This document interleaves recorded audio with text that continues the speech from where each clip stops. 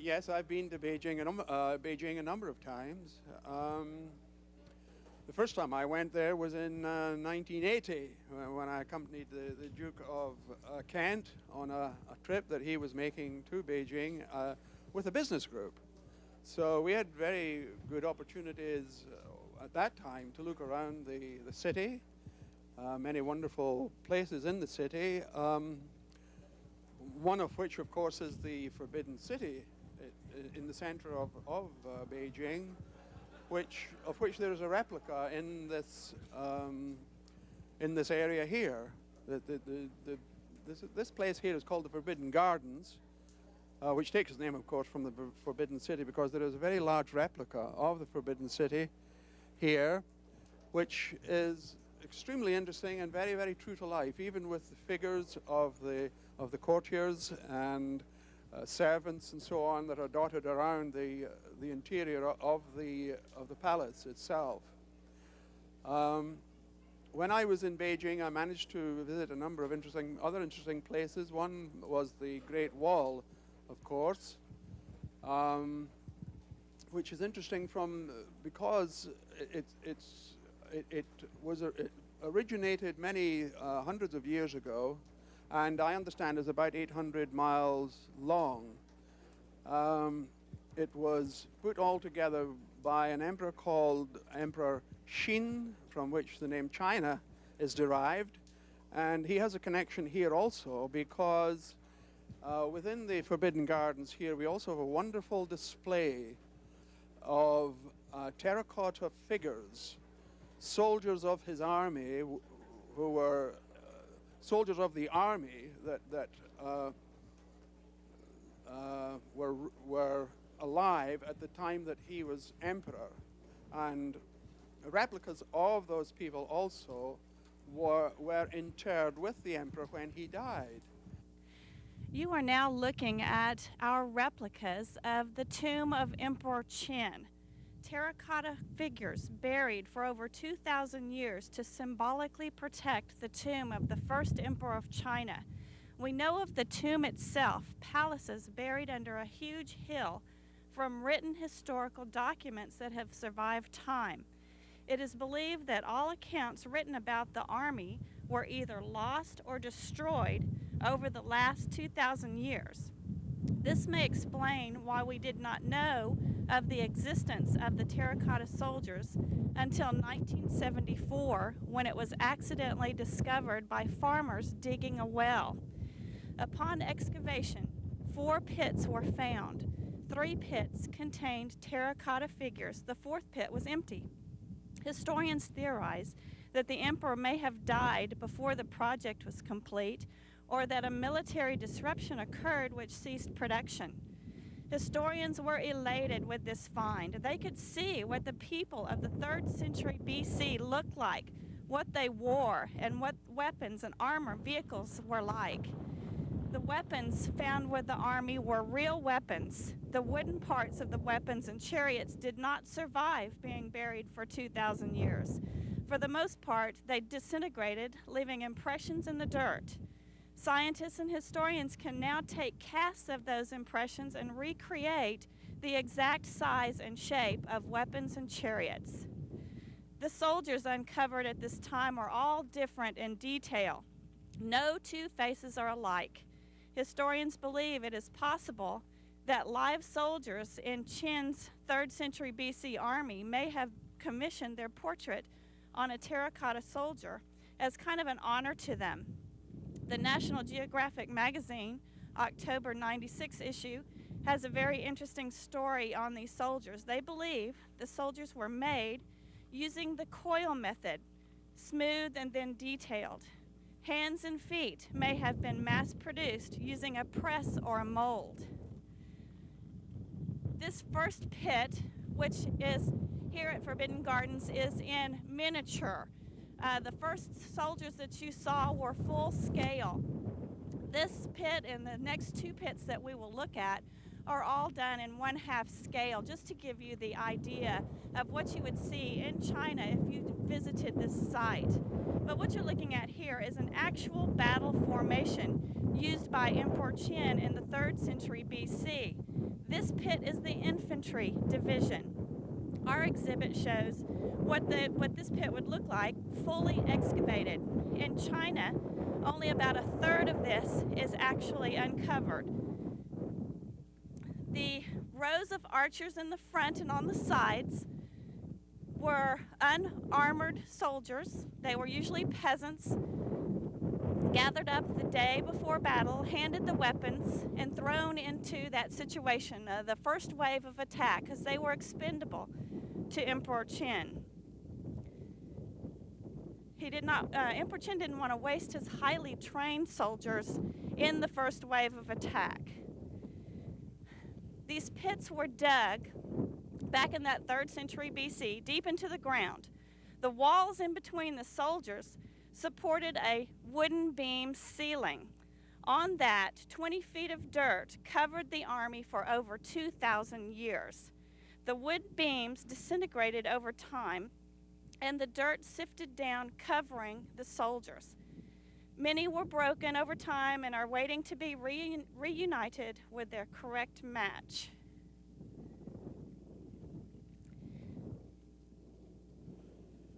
The statue of Emperor Qin is a likeness of that first emperor of China. At the beginning of the 3rd century BC, China did not even exist as a nation. There were 7 warring states that had been fighting for 500 years. Qin was the ruler of the state of Qin. He became the ruler at the age of 13. His mother and an advisor acted as regents for him until he turned 21. At that time, he took control. He amassed huge armies of highly trained soldiers and began conquering the 6 other states one at a time. The last to fall was Qi. Qin sent an agent to invite the king of Qi to surrender. He was offered land and honorable retirement. Realizing that his state would be conquered eventually, he agreed to surrender. Upon entering the state of Qin, he was arrested, imprisoned, and starved to death. Qin was a very intelligent, aggressive person. His iron hand rule hastened the unification of the states, giving birth to the nation of China. His military strategies were so effective that he was able to conquer the 6 states in just 25 short years. In the 500 years of war, no one had dominated until this man, Emperor Qin. Qin unified the states by standardizing the laws, the weights, the measures, the currency, the writing system. He built roadways and canals linking the states. The bureaucracy that he established in the 3rd century BC endured until the early 1900s. This system is the longest reigning government in the history of mankind. Qin has been credited with building much of the Great Wall of China also. There were sections of the wall before Qin, from one tribal area protecting itself against another, and sections of the wall were built after Qin. But he built 2,100 miles of the Great Wall in just 10 short years. He was able to do that with the use of a huge workforce. The conquered soldiers from the other states and prisoners from his own state were sent as laborers. It was a fate worse than death to be sent to that wall. In fact, it was almost certain death. The work on the wall was so hard and conditions were so poor that many people died. When a worker did die, they would bury him inside the wall. In fact, there are thousands of people reportedly buried under the Great Wall of China, known as the Wall of Tears, or the longest graveyard in the world. Though he ended the wars, turning battlefields into agricultural fields and thus improving the lifestyle of the people, they were still not free by any means. Emperor Qin would uproot thousands of families and send them to the wall as support staff. They would set up a town, actually, to feed those laborers. Qin set up many laws. People were breaking them left and right without realizing it because there was just so many laws. They couldn't keep up with it. The punishment was many times more severe than the crime. The emperor was very threatened by Confucius and had 460 scholars buried alive. The emperor's firstborn son thought these actions would hurt his father politically and spoke out in disagreement. Qin thought his son was being disgraceful and banished his own son to the wall as punishment. Historians do not exactly know what to think about Emperor Qin, his truly magnificent accomplishments versus his brutal reign, but many do consider him the greatest emperor in Chinese history, but they're reluctant to call him a great man.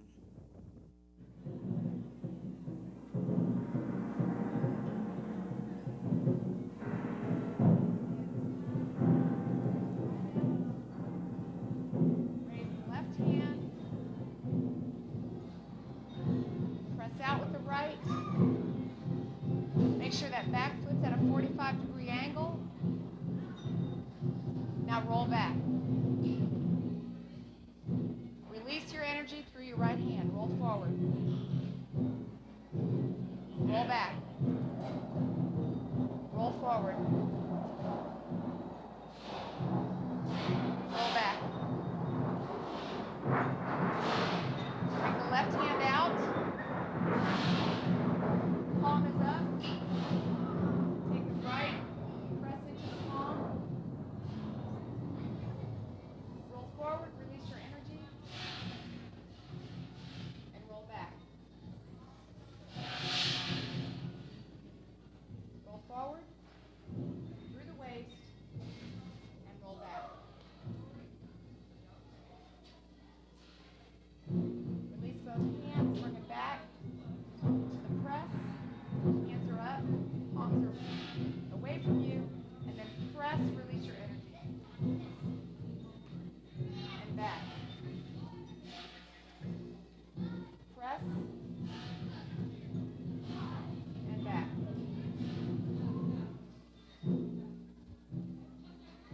Release the left hand. Bring the right hand up. Start to turn the waist. Bring the right foot in. Open the claw.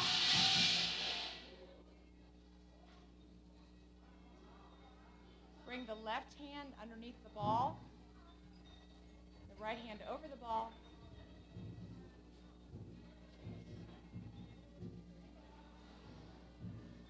Close the claw.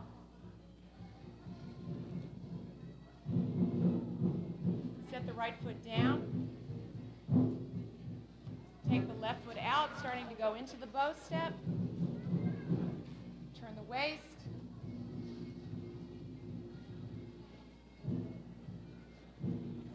And release the ball. Take the right hand up, make an egg.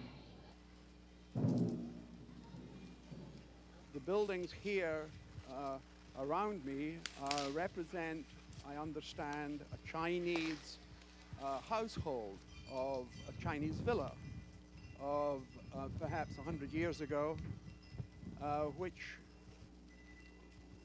accommodated the father and mother and all the various children, and each part of the villa was allocated to the children by seniority. So one building is for the senior son, another building is for the next senior to him, and so on down the ages of the children. How many times have you been to China? Probably 10 times altogether. I've gone there, as I say, from 1980 right through into the early 90s on business and also on vacation with my wife. One very memorable trip that I had with my wife and my daughter was down the River Li, which is Lijiang in Chinese, which is adjacent to a most beautiful city called Guilin. Anyone thinking of going to China should certainly make that trip. You can take a boat down the River Li amongst all the hills that are made of a material called karst. Most unusual hills because they are like sugar loaves. They're not. They are. What's the word? They are almost heaps rather than hills, but they're very, very picturesque, and the area itself is very, very beautiful. So if you're ever going to China, that's one of the places you should try to get to. Suzhou also comes to mind because here in the Forbidden Gardens they are going to have a model of Suzhou. It's a city which is north of Shanghai, towards the east coast of China. And that is a city of canals. It's again, a very beautiful city. There are many lovely gardens and many old villas like this one that we're standing in to visit. There are, as I say, there are many canals, and that makes it interesting because you can see the life of the people on those canals. The boats that are traveling along the canals, the people who live on each side and make a living on each side of the canals. I think there are also boat trips there. But when I was there, we walked around and found that a very, very entrancing, almost, city to visit. So you'll be able to see that if you come to the Forbidden Gardens in the future. I don't know when it's going to happen, but that is certainly going to be built here. Another place in China that I visited was a place called Hangzhou, or Hangzhou in Chinese. And there is a most beautiful lake there. It's called Xihu, which means Western Lake. And that, again, is a very ancient city. And it's a city which was frequented by Mao Zedong. He loved that city, and he thought that was the most beautiful thing under heaven. I think that was one of his quotations, that Hangzhou was on a par with heaven. Of course, we're talking about quite a long time ago, not nowadays, because the place is very crowded, I expect, as are many, many places in China. And this is another thing that I have to talk about very quickly, is the pollution in China. When you go there, you cannot expect to go into a city and find that it's like Houston. Far from it. Most cities are very industrialized. They are very polluted, but the Chinese government is trying to do something about that. I think they're trying to cut down on coal-fired power stations for a start. They're trying to do that, but they're still very, very polluted because, therefore, that is one of the things you have to be prepared for if you go to China. But all in all, China itself is a most interesting and wonderful country that is really, it's the other side of the moon from a place like Houston, of course, or a country like America or Europe. If you go to China, you are seeing a totally different civilization from the one that you are familiar with. But I can assure anybody who has any interest whatsoever in China, or the Chinese people, who are themselves very interesting, very friendly, they could not be kinder and more attentive in trying to give you a good time in China. Anyone who is interested in anything Chinese should certainly make a visit to China a top priority.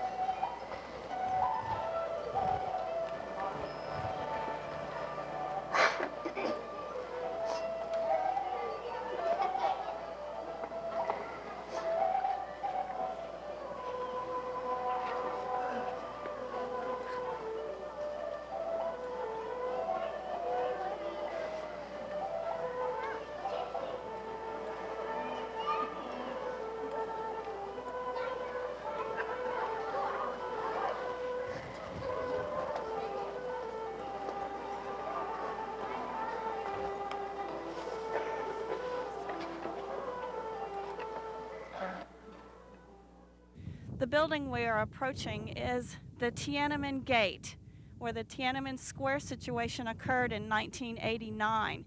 In the 1400s, this was the entrance into the Forbidden City. Now, 2 dynasties later, they moved the entrance to the third building back. These kind of stuck out a little far, but they did remain as military outposts protecting the main roadway into the Forbidden City. The main roadway is the large archway in the base in the center of these 2 structures. The outer arches are for other traffic. The next courtyard that we're entering is the main entrance into the Forbidden City. The large doorway was for the emperor to go through. That was his private entrance. No one else could use that doorway. There was one exception. The empress on her wedding day was allowed to go through there, but the next day she had to go through the side doors like everyone else. The city is surrounded by a wall. The wall's 35 feet high, and it goes many feet below ground, so no one could tunnel in and gain entrance. On each of the 4 corners of the Forbidden City are buildings that are just guard posts on the wall surrounding the city. In the first courtyard are some interesting things to point out. There's a large use of marble in this city. Marble bridges, the bases under the buildings are marble. The columns, the sculptures, the fencing along the bridges. In fact, on those columns, those are called cloud columns. The creature that's sitting on top is a watchdog symbol. When the emperor would leave the walls of the city, that creature watched for his safe return.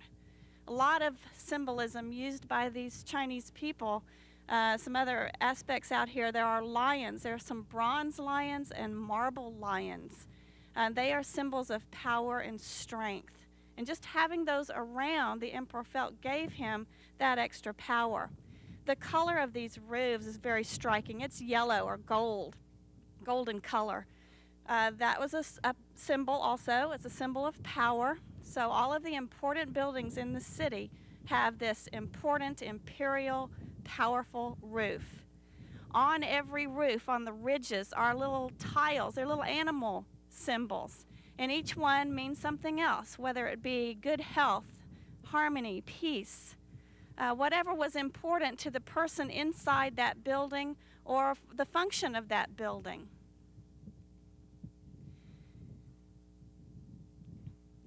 In the next courtyard, there is a wedding going on, an imperial wedding with various merrymakers. There's musicians, lantern holders, guardian figures. There's a feast going on. The building on the platform is the Hall of Supreme Harmony.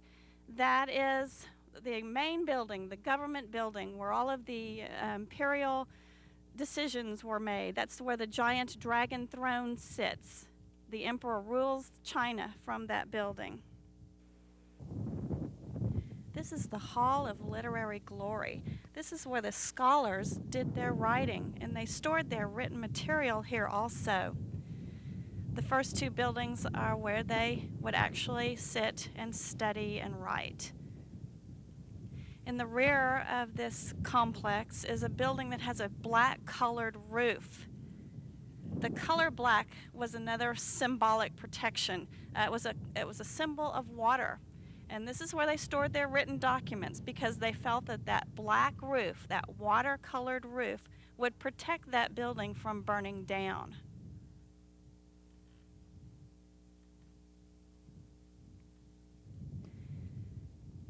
Back to the center court is the Hall of Supreme Harmony. This building is where the emperor ruled the nation. It's where the giant dragon throne sits. The emperor made all the political and military decisions on that throne. This building is where all of the major events were held, weddings, coronations, that type of thing. The little square building in the middle is where the emperor would rest during the day. Between decision makings, he could go in there and sit down and rest. It's also where they stored the jade tablet. This is a device that they would record the births and the deaths of the imperial family, and they stored it in that building. The third building is the Hall of Preserving Harmony. This is actually where the emperor would change clothes. He would change into his ceremonial robes in this building. It was a large building, so they did from time to time use that as a banquet facility or a meeting room, but for the most part it was just a big closet. Towards the rear of the palaces is the actual residence area for the emperor and the empress. The little gateway is where the emperor would come and take care of everyday business, all the little decisions, daily type decisions that he had to make. He could use this gate as a convenience factor. The next large building is the actual residence of the emperor. That is the Palace of Heavenly Purity. The second large building is the Palace of Earthly Tranquility. So this is that was where the empress lived. This is actually part of the yin and the yang, the balance of nature, a balance between male, female, heaven, and earth. The little building in the middle is the Hall of Union. That is where the empress had her birthday parties. It was a little social building. They would actually celebrate the silkworm in that location. Behind the empress's palace is the imperial garden. It was the private backyard for the emperor, the empress, and their personal attendants. Very beautiful area, 3 acres in size, filled with buildings that were for their enjoyment and entertainment. There would be a bathhouse or tea room. The middle building is a shrine to that emperor. The walkways would have mosaic pictures in them telling stories. Many sculptures, rock formations, both natural and created. But it was a private area. This is not an area for some of the scholars and military personnel.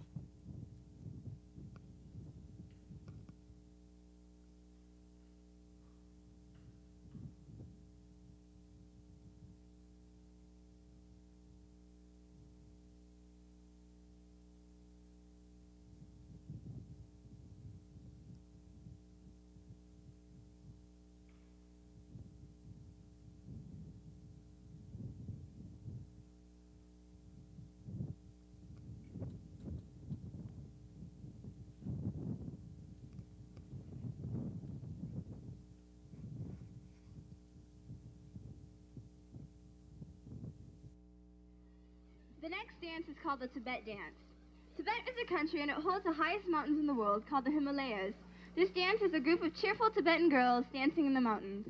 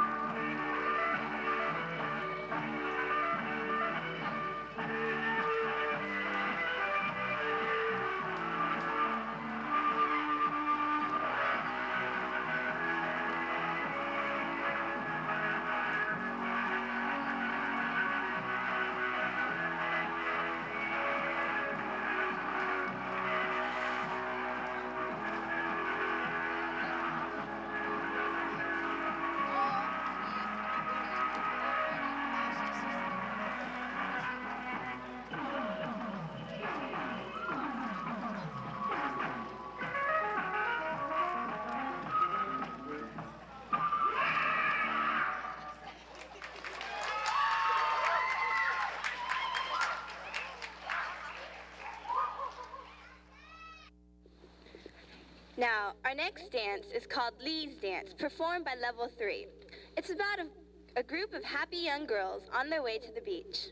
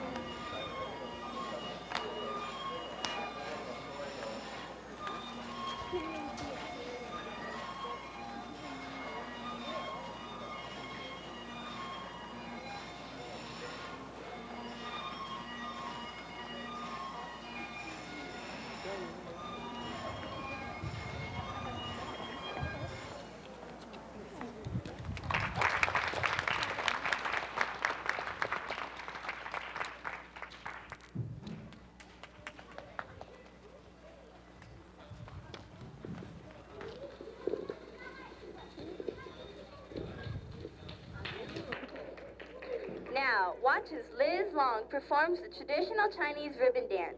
She's a Chinese fairy coming down to earth from heaven, and her ribbons express her feelings of freedom.